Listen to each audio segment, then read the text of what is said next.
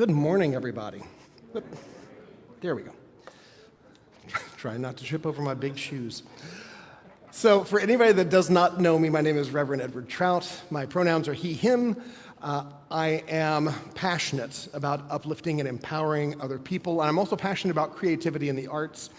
I'm an ordained interfaith minister through One Spirit Seminary out of New York, and it is my distinct pleasure to be your speaker here this morning. So I'm going to start with a short story. Hopefully the reason will become evidence eventually, or if it doesn't ever become evidence, it's just a cute story. So picture it, Italy, 2006. I'm there with Michael and my mother and my niece Caitlin. It's a celebration trip for my niece Caitlin for her graduation from high school. Now, it's an overseas trip. Anybody that has been on those knows there are lovely things, there are unexpected joys and blessings, and there are always some unexpected headaches, and we had our share of those. There was one day where we temporarily got lost. We were in Siena. Michael's laughing already. We were in Siena, and it was beautiful. This medieval city, elevated. They still had banners up from a festival they had just had, so it looked even more medieval than usual. And we had started to make our way back to go back to our hotel, and as we were walking around the city, we suddenly realized we're in an area we have never been before, so we're not backtracking. Everything looked very residential, very non-touristy. No people around except for one little old Italian woman out on her stoop, sweeping her stoop. So my mother, being my mother, knowing no Italian, starts heading toward this woman who immediately starts seeing in her peripheral a tourist approaching and starts making her way quickly back to her front door as my mother starts shouting, "Speak it the English, speak it the English." To which I said, Mom, you're not even speaking the English right now. True? Yes. So, simple enough, we had simply missed a little turnoff. There was a place that we had come out, and we didn't realize how small the opening was, and we had to look for it. So we backtracked, we found our way back easily. But that silly phrase of "speak it the English" has stuck with us for 20 years. And we will still sometimes be like, "You drive carefully, you speak it the English." I mean, it becomes part of our day-to-day talk with each other. So if you ever say "speak it the English" to me, it's great. So the point is, this trip was something that was created.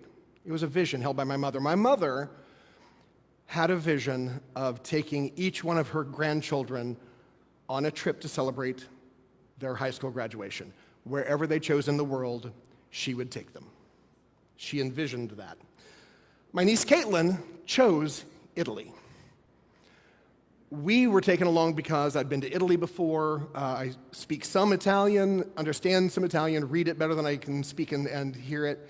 And a lot of the sites we were going to, I had already visited. So we were sort of there as the guides. Michael and I also did a lot of the planning, as well as my sister Pam ended up doing a lot of the planning too. So all the transportation, all of the hotels, all of the expected sites, we were in charge of that. So this is taking something from a vision. I want to reward my grandchildren with this lovely trip all the way through all the planning stages and the full execution of it. And yes, the execution came with all kinds of unexpected things, including a train strike when we were trying to get to Pisa, which ate up at least half of the day, meaning we couldn't make it out to the coast. We were supposed to see the coast and get to Pisa that day. Okay, so something changed. It was still a lovely trip. So this is moving something from vision to creation. This year, collectively, in this community, we've been through a lot of changes already, many of which we did not choose and would not have chosen. We have lost so many members that are very dear, still very dear to our hearts, and we would still have them here if we could. And in the midst of all that, we have envisioned other changes, and things have been put into motion. We have a peace garden that is under construction on the southeast corner of the building. That's only within this year. We have the Peace Chapel nearing completion. where it will be usable as a solemn private area. We have a soundboard fundraiser that was started this year, and I'm happy to say we have just met that financial goal.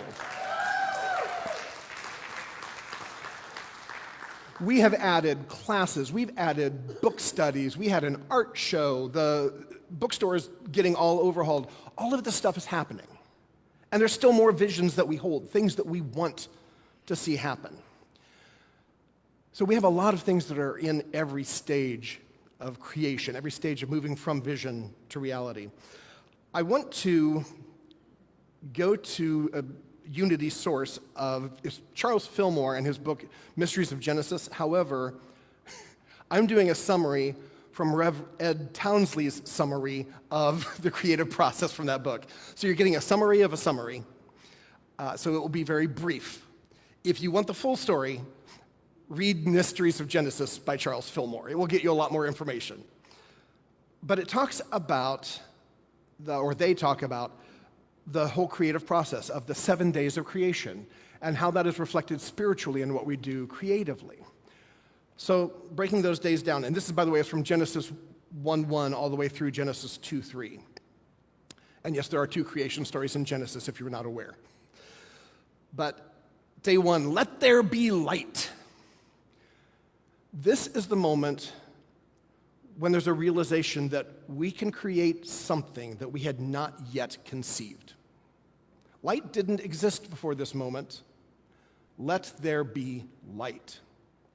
So it's the moment of inspiration, of seeing something beyond what is currently there, even before it exists. Day 2, I'll place the firmament in the midst of the waters. So we get the heavens above the waters, right? This is a beginning place.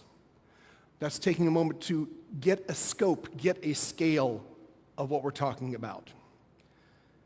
It gives us something tangible that we've pulled out of this realm of infinite possibility. It's a first step. Day 3, let the waters under the heavens be gathered together into one place and let the dry land appear. This is where we really implement intentionally our power of imagination. So we are forming the land, we are separating out, we are starting to sort out and make sense of what all of this looks like. And it involves, I already said, involves our power of imagination and our ability to organize our creative choices. That's what we're looking at in that stage. Day 4, let there be lights in the firmament of heaven to divide the day from the night. So this really represents our twin powers of will and understanding. The light's already there. At this point, we're organizing it so that we can see the separation, see the light and the dark, see the yin and the yang.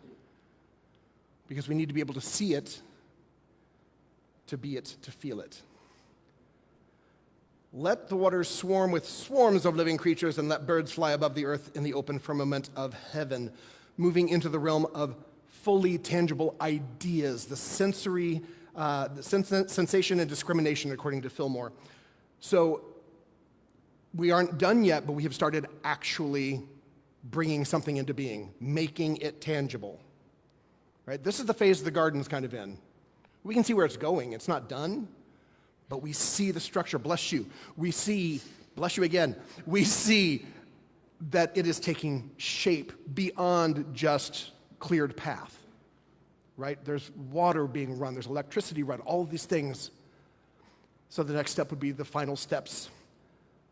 On the 6th day, God said, let the earth bring forth living creatures after their kind, and God created man in his own image and woman. And at this stage of our creative process, bless you, the ideas become very clear. We understand exactly what it is that we have created.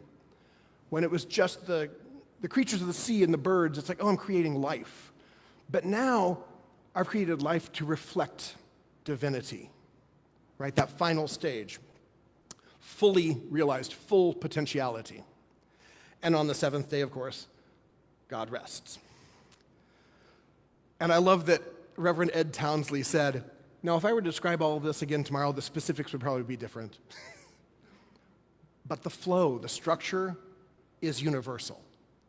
Whether you realize you're using it or not, this is what you're using. So, of course, being me, I wanted to look at other ways to look at the creativity. So I was looking at some scientific studies of creativity.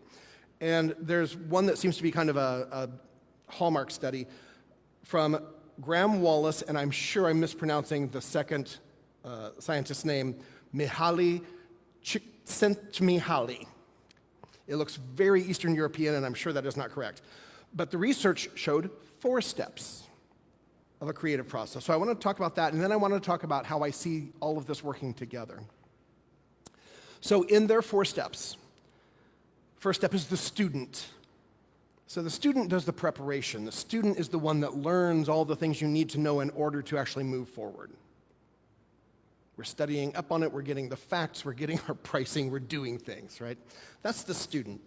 And you immerse yourself in that subject matter, you get to know it. In spiritual terms, this is often a time when we may be studying or meditating and aligning ourselves, right? Second phase is the wanderer. Now, the nice thing about the wanderer is if I find myself just wandering, it's usually because my brain is actually working on stuff. And that's sort of what this phase represents. You let it sit with you. You've done all this studying, and now you let it sit with you. Go into your subconscious. Go into your inner wisdom. Go inside. You've been pulling all this information in. Now go inside and let it sort in there.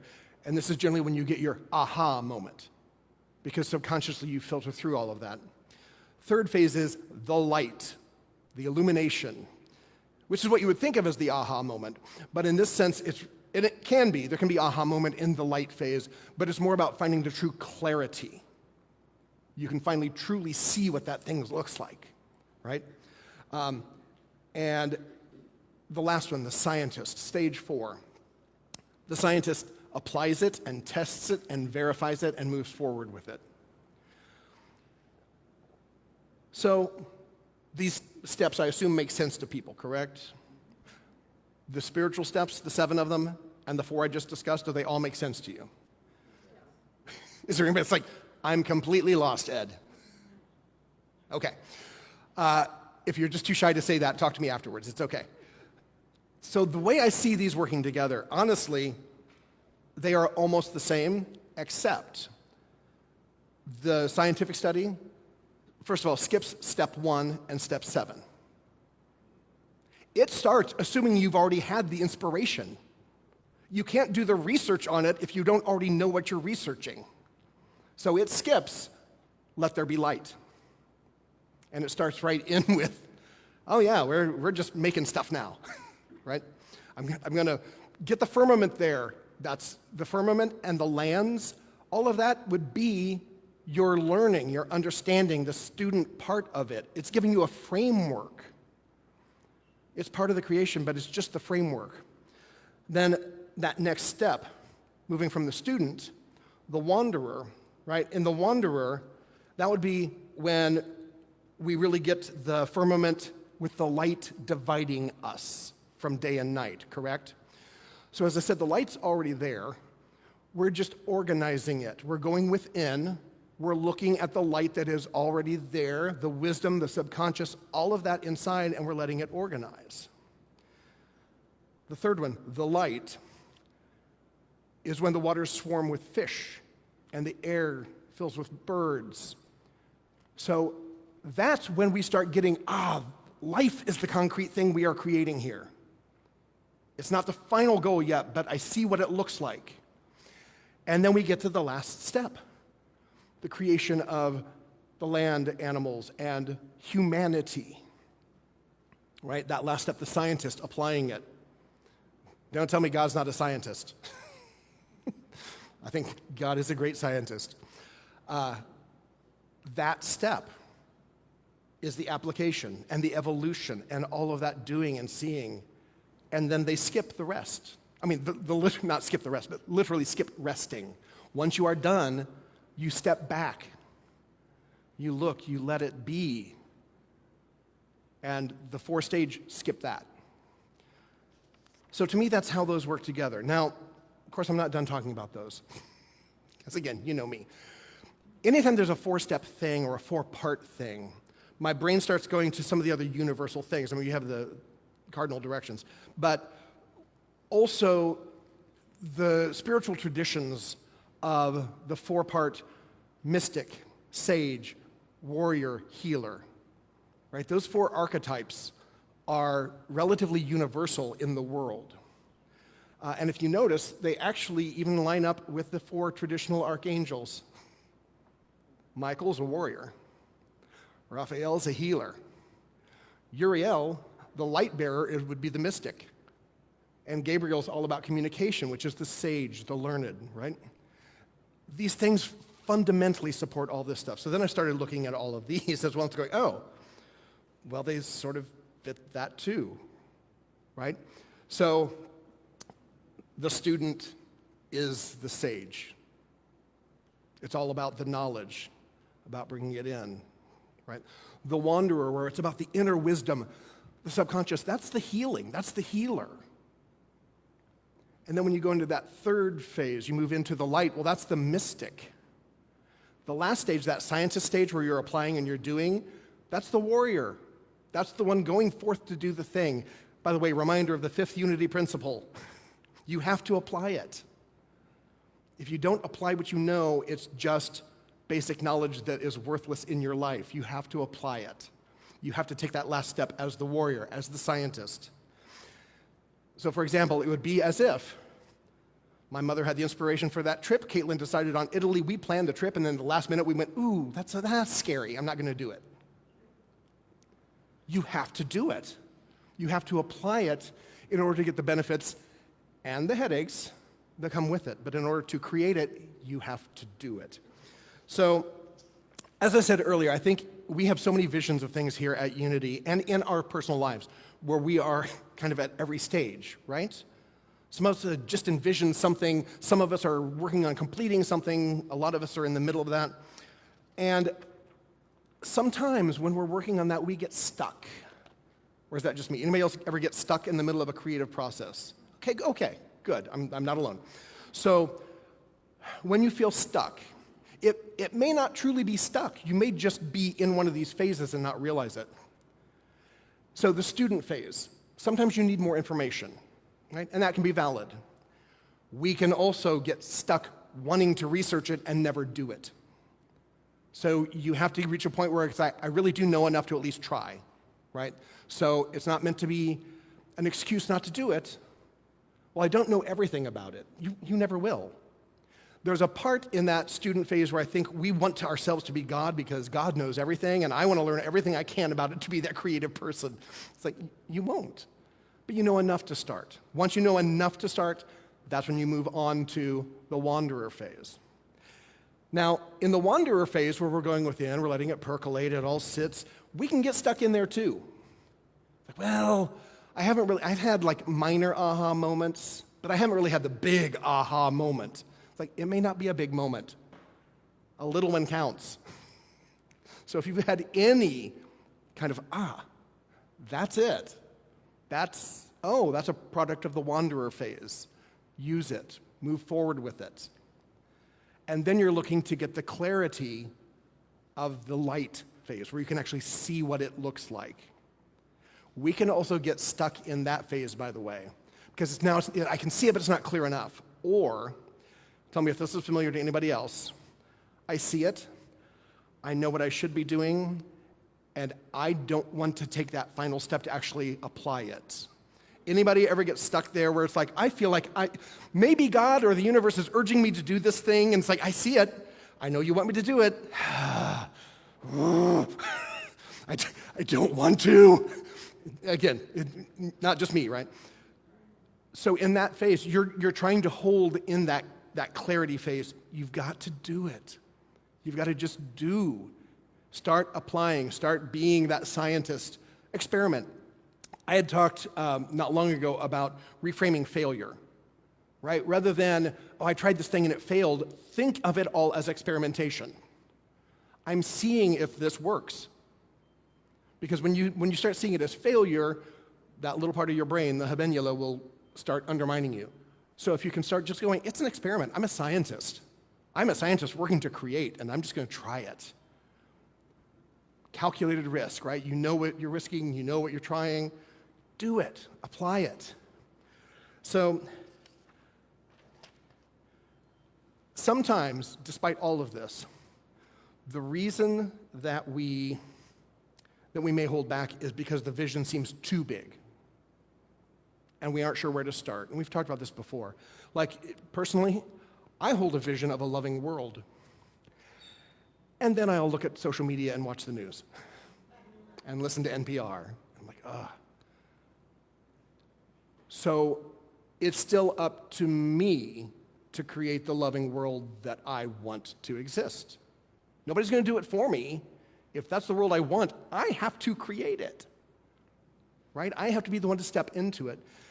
And sometimes that also means that we have to stand up for what we believe in.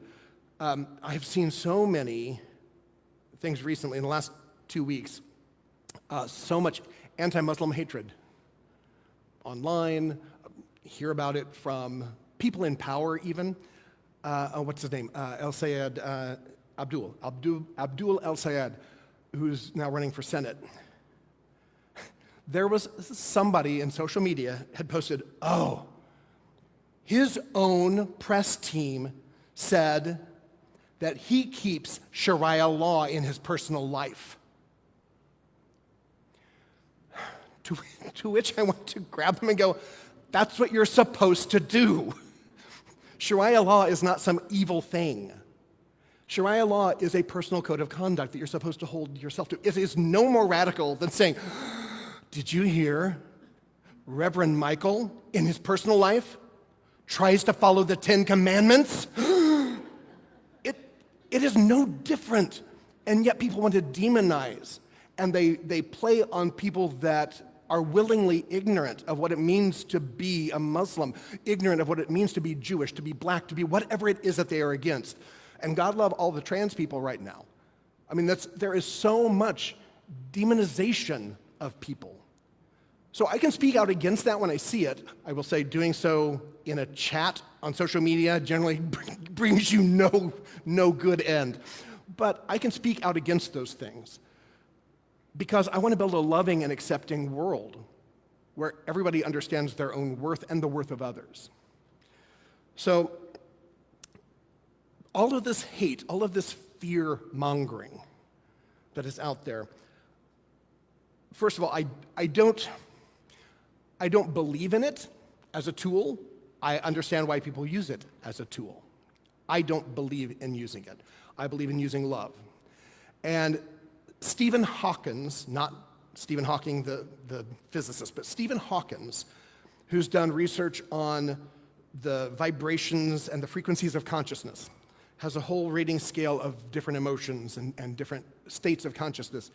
And he states, and I don't have the exact figure in front of me, but if you hold loving thoughts, if you hold a loving consciousness, you undo that lower vibration of many, many, many more people that are holding a negative, hateful consciousness. One person can undo that vibrational level of many. So we just need all of us to hold that higher vibrational thought. Because everything's energy, right? Everything. You, your body, your mind, your thoughts, they're all energy. And energy is not created or destroyed, it just gets rearranged. So let's arrange it in the highest vibration we can for a better world, for a better community, for a better me. Right, let's raise it. Coming up in September, we have the Unity World Day of Prayer. And the theme this year is Love is Alive. I want us to really hold on to that, and I know we're going to be talking about that as well coming up. The full affirmation, by the way, just to give you this heads up, is love leads me, faith steadies me, prayer carries me forward.